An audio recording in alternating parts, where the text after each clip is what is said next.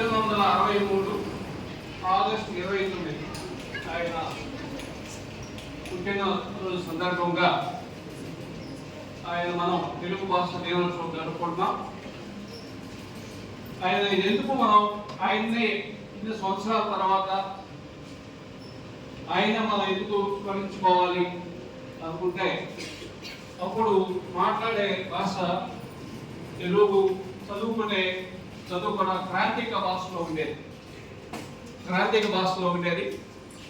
దాన్ని మనకి తెలుగులో మనం ఆయన తెలుగు వచనాన్ని ప్రజల వాడుక భాషలోకి తీసుకొచ్చి దాన్ని నిత్య వ్యవహారంలో భాషలోకి దాన్ని మార్చడం వల్ల ఆయన ఎంతో కృషి చేశాడు. ఆ రోజుల్లో ఆయన ఒక టీచర్గా, ఇంగ్లీష్ టీచర్గా ఉండి కూడా ఎన్నో బుక్స్ రాసి దాని మీద ఎన్నో ట్యూషన్స్ చెప్పి దాని మీద వచ్చిన డబ్బులతో ఎన్నో స్కూల్స్ పెట్టి అందుబాటులోకి తీసుకొచ్చిన మహానీయుడు. అందుకని ఈరోజు ఆగస్టు 29 రోజున తెలుగు భాష దినోత్సవంగా మనం జరుపుకుంటాం. ఆయన హేతువాది. మరి ఏ కొద్ది మందికో పరిమితమైన చదువు వ్యవహారిక భాషని అందరికీ అందుబాటులోకి తీసుకురావడం జరిగింది. ఈయన గురుజాడ అప్పారావు గారికి ఆయన సహా ఉపాధ్యాయుడు. అయితే ఇది మద్రాసు ప్రభుత్వం 1913లో రావు బహుడు బిరుదును కూడా ఇచ్చారు. 1934లో ప్రభుత్వం అతనికి ఇజాయర్ ఈ హిందూ అనే స్వర్ణ పథకాన్ని కూడా ఇచ్చి గౌరవించారు. 1911లో వీడుకు 30 ఏళ్ళు ఆయన సర్వీస్ చేసి ఆయన స్వచ్ఛందంగా ఉద్యోగాన్ని నుంచి రిటైర్ అయ్యారు. ఇది క్లుప్తంగా పిడుగు రామమూర్తి గారి యొక్క జీవితం. ఆయన ఆ రోజుల్లో చదువుకోవడం, ఆ స్థాయికి రావడం, ఇప్పుడులాగా కాలేజెస్, స్కూల్స్ ఉండేవి కాదు. అప్పుడు బ్రిటిష్ వాళ్ళ గవర్నమెంట్ ఉండేది. ఆయన స్వతహాగా ఆయన చదువుకోని ఆ స్థాయికి వచ్చి గ్రాంధిక భాషలన్నీ వ్యవహారిక భాషలో తీసుకొచ్చిన గొప్ప వ్యక్తి. ఆయన చాలా మందికి ఆదర్శప్రాయుడు. మనం ఈరోజు ఆయన తెలుసుకోవడం చాలా సంతోషకర విషయం. అయితే మేడం గారు కవిత్వం కూడా చెప్పమని ఆయన వాళ్ళు ప్రపోజ్ చేశారు. అయితే ఇప్పుడే చెప్పడం వల్ల ముందు ఎప్పుడైనా రాసి ఉంటే మళ్ళీ కలెక్ట్ చేసుకునేవాడిని.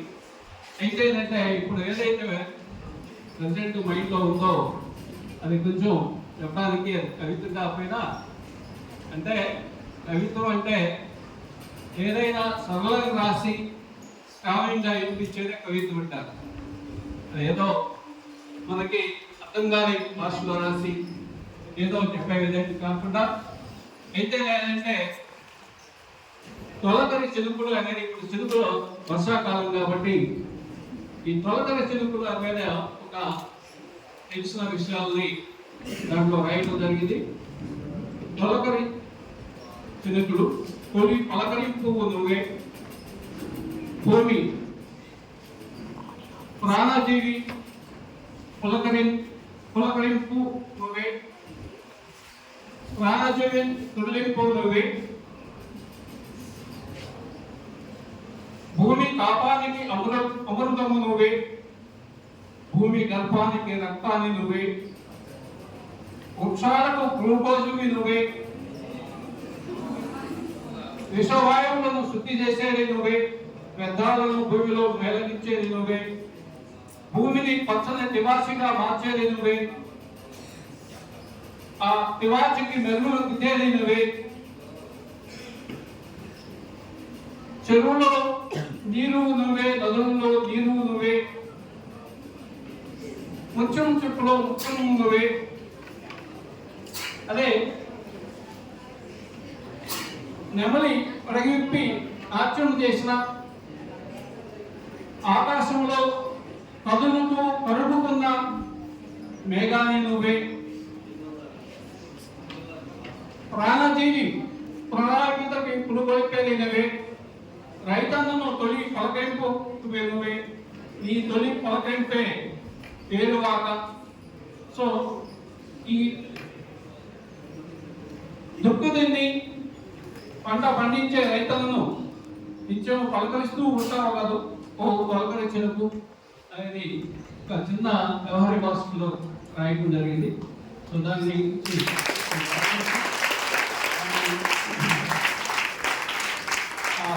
ఈ అవకాశం ఇచ్చిన అందరికీ థ్యాంక్ యూ.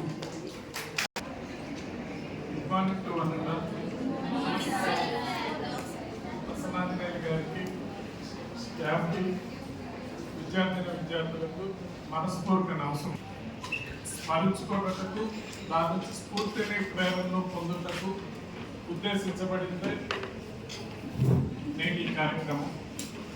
తెలుగు యాక్చువల్గా ఇది మన మదర్ టంగ్, మాతృభాషను గౌరవించుకోవటం సదా స్మరణీయం, శుభప్రదాయం. ఇక్కడ ఇంగ్లీష్ చాలా ఇంపార్టెన్స్ ఉంది, ఇంగ్లీష్ అని చాలా భావిస్తాం. కానీ ఎప్పుడో ఫారినర్స్ ఎప్పుడో చెప్పారు, తెలుగులో వచ్చేసరికి ఇటాలియన్ ఆఫ్ ది ఈస్ట్ అంటారు. దేశ భాషలందు తెలుగు భాష లెస్స కింద కొటేషన్ ఉంది. కృష్ణదేవరాయలు కూడా తెలుగులో, ఈవెన్ ఆయన కర్ణాటక క్యాపిటల్ గా పెట్టుకుని రాజ్యాంగంలో కూడా తెలుగులో చాలా ప్రోత్సహించారు. అష్టదిగ్గజాలు, భువన విజయం అని అష్టదిగ్గజాలు ప్రోత్సహించారు. ఇవాళ లేటెస్ట్ గా తెలుగు అనేది పాతబడిపోయింది, వెనకబడిపోయింది. ఎవరు తెలుగులో మాట్లాడటానికి కూడా ఇష్టపడరు. కానీ ఇక్కడ మీకు సైంటిఫిక్ గా రెండు రియల్ ఫ్యాక్ట్స్ జాగ్రత్తగా గమనించారు. ఒకటి, భారతదేశంలో అత్యున్నత కాంపిటేటివ్ ఎగ్జామ్స్ ఏంటంటే యూపీఎస్సీ అంటే junior public service commission, civil service, IAS, IPS. మీరు అబ్జర్వ్ చేస్తున్నామా, ప్రతి సంవత్సరం 2 సంవత్సరాలకి 3 సంవత్సరాలకి రెగ్యులర్ గా పడుతుంటాయి, రిక్రూట్మెంట్ జరుగుతుంది, జిల్లాలు పెరుగుతున్నాయి, కొత్త రాష్ట్రాలు వస్తున్నాయి, కొత్త కమిషన్స్ ఏర్పడుతున్నాయి, ఐఏఎస్, ఐపీఎస్ రిక్రూట్మెంట్ అవసరం ఉంటుంది, ఐఏఎస్ఎస్ అవుతున్నారు. అయితే భారతదేశంలో ఈ రోజుకి ఎక్కువ వడపోతలు జరిగి, ఎక్కువ బాగా తరువుగా క్షుణ్ణంగా పరిశీలించి ఎంపిక జరిగే ప్రక్రియ వచ్చేసరికి UPSC, public service commission exams, central public service. ఇందులో గమ్మత్ ఏంటంటే టాప్ 20లో మోర్ దెన్ 60% వాళ్ళ బ్యాక్గ్రౌండ్ అబ్జర్వ్ చేస్తే లాస్ట్ 10 or 15 years మనం అబ్జర్వ్ చేస్తే దాంట్లో కామన్ గా కనిపించిన అంశం ఏంటంటే they are completed their primary education in their mother tongue, వాళ్ళ మాతృభాషలో చదవడం మూలంగానే they have the good concept clarity. ఆ కాన్సెప్ట్ క్లారిటీ సబ్జెక్ట్ వంట పెట్టింది. ఆ సబ్జెక్ట్ వంట పట్టడం మూలంగా వాళ్ళు పెర్ఫార్మెన్స్ బాగా చెప్పగలిగారు, చేయగలిగారు. అందుకని లాంగ్వేజ్ మాతృభాష గుర్తెరగటము, మాతృభాషలో అర్థం చేసుకోగలిగితే it is the right way, better understanding వస్తుంది, పెర్ఫార్మెన్స్ కూడా బాగుంటుంది competitive exams.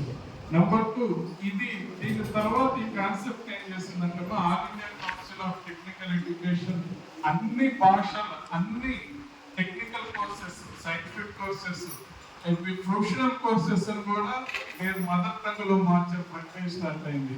Even already engineering నడుస్తున్నాయి, ఎంబీబీఎస్, ఇవి కూడా మాతృభాషలోకి మార్చడానికి వస్తున్నారు. ఆల్రెడీ హిందీలో జరిగినాయి. కాకపోతే ఇందులో పొలిటికల్ ఇష్యూస్ వచ్చాయి. ఇప్పుడు నేషనల్ ఎడ్యుకేషన్ పాలసీ చూసినా కూడా నేషనల్ ఎడ్యుకేషన్ పాలసీ చాలా క్లియర్ గా చెప్పింది, ఫస్ట్ 5 years మదర్ టంగ్ లోనే చదివించడానికి ప్రాధాన్యత ఇవ్వండి, ఎక్కడ మదర్ టంగ్ స్కూల్స్ ని రద్దు చేయొద్దని క్లియర్ కట్ గా సెంట్రల్ గవర్నమెంట్ చెప్పింది. ఆల్రెడీ ప్రొఫెషనల్ లాంగ్వేజెస్ కూడా they are converted into mother tongues లో మారుతున్నాయి. ఏఐసిటి హైయర్ ఎడ్యుకేషన్ యూజీసీ వాళ్ళు కూడా even pharmacy English, pharmacy engineering వీటిని కూడా మదర్ టంగ్ లోకి మార్చి రాయడానికి ఆర్డర్స్ అడిగింది. ఇంట్రెస్ట్ ఉన్న టీచింగ్ ఫ్యాకల్టీని ఆల్రెడీ అప్రూవల్స్ దానికి అడిగారు. కాకపోతే ఇక్కడ కొన్ని ఇష్యూస్ ఉన్నాయి. అది పొలిటికల్ గా కానీ అంటే మదర్ టంగ్ లో బుక్స్ రావాల్సినంత వరకు ఆగాల్సిన మనమంతా వెల్లో స్మార్ట్ ఫోన్ లో చాలా యాప్స్ ఉన్నాయి. మన కాన్సెప్ట్ కూడా మనం అందులో అప్లై చేస్తే నెంబర్ 2 అది కన్వర్ట్ అవుతుంది, ఈజీగా తెలుగులోకి వస్తుంది. తెలుగులో కూడా మనం better understanding concept better understanding చేసుకోవచ్చు. ఇన్ కేస్ తెలియని కాన్సెప్ట్ ఏదైనా ఇన్ కేస్ ఒకటి ఎగ్జామ్ జరిగిన అర్థం కాకపోయినా క్లాస్ మిస్ అయింది అన్న కూడా ఆ మదర్ టంగ్ లో చదువుకోవచ్చు. ఇంకా దీని తర్వాత థర్డ్ ఆస్పెక్ట్, ఇంకొక ఆస్పెక్ట్ మదర్ టంగ్ ఉన్న డిపార్ట్మెంట్స్ కూడా చూడండి. ఎన్ఐటీలు ఐఐటీలో సీట్ రావడం అంటే చాలా గొప్ప. ఐఐటీలో కాంపిటీషన్ ఇక్కడ మన ప్రపంచ దేశం మొత్తంలో ఆల్మోస్ట్ 16 లక్షల మంది కాంపిటేట్ చేస్తే చివరికి 12,000 మందికి ఎన్ఐటీలో ఐఐటీలో సీట్లు వస్తుంది. ఐఐటి ఎన్ఐటీలో సీట్లు వచ్చి కూడా తర్వాత వాళ్ళు ఎడ్మిట్ కాలేక చనిపోతున్నారు, సూసైడ్ చేసుకోవడం. ఈ రెగ్యులర్ గా ప్రతి సంవత్సరం మనం న్యూస్ లో చూస్తూనే ఉన్నాం. అక్కడ ఎవరో ఒకరు చనిపోతున్నారు. దీని మీద సెంట్రల్ గవర్నమెంట్ కమిటీ వేసింది. కమిటీ వేసినాక వాళ్ళు తేల్చింది కూడా ఏంటంటే వీళ్ళు మరీ మెటీరియలిస్ట్ గా తయారవుతున్నారు. ఈవెన్ ప్రొఫెషనల్ కోర్సులో కూడా ఎటువంటి ఆలంబన, ఎటువంటి వాళ్ళకి ఇందులో సౌలభ్యం లేదు. మొత్తం మెటీరియలిస్ట్ గా దీనిగానే మెటీరియలిస్ట్ గా తయారవుతున్నారు.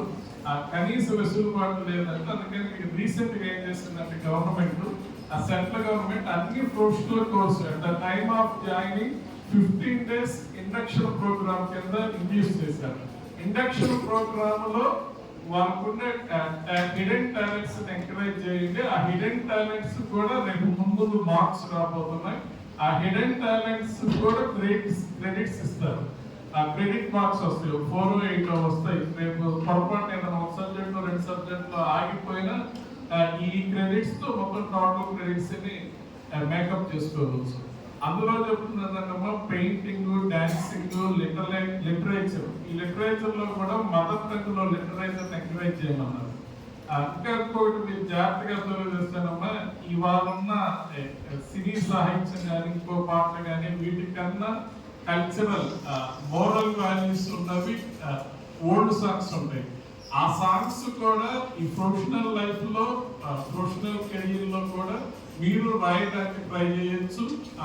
లిటరేచర్ అందులో క్లిక్ అయితే అది కూడా one of the other alternative అవుతుంది. మన బాపట్ల ఇంజనీరింగ్ కాలేజ్ లో one of the students Sriram అని, ఈజ్ ద రైటర్. పాటలకి రాశాడు, సినిమాలకి డైలాగ్స్ రాశాడు, కథలు రాస్తున్నాడు. అది కూడా ఏంటంటే ఎడిషనల్ టాలెంట్, ఎడిషనల్ స్కిల్ వస్తుంది. నీకు ఇంకొక ఎడిషనల్ స్కిల్ ఉన్నప్పుడు సెల్ఫ్ కాన్ఫిడెన్స్ పెరుగుతుంది. సెల్ఫ్ కాన్ఫిడెన్స్ పెరిగినప్పుడు పర్సనాలిటీ డెవలప్మెంట్ కూడా వస్తుంది ఆటోమేటిక్.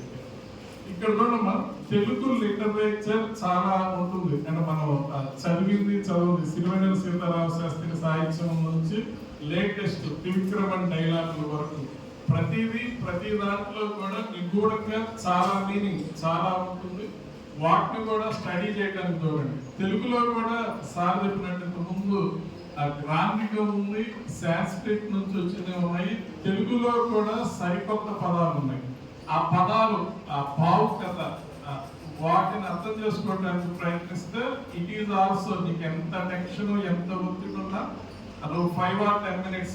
చాలా పెద్ద మంది హైయర్ పొజిషన్ లో ఉన్నారు. ఇవాళ మనం ఏంటంటే 8 గంటల క్లాస్ 8 గంటలు కూడా క్లాస్ ఉంటుంది మనకి. 3 గంటల క్లాస్ 3 గంటలు ఇప్పుడు చిన్నతనంగా చూడద్దు. ఇక్కడ ఇంకొక శ్రీశ్రీ చెప్పిన ఒకటి, మాతృభాష తల్లి లాంటిది, ఆంగ్ల భాష క్రీడాలు లాంటిది.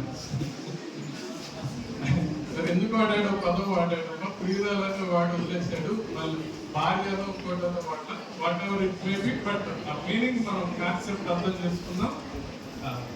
నాకు ఈ అవకాశం కలిగించినందుకు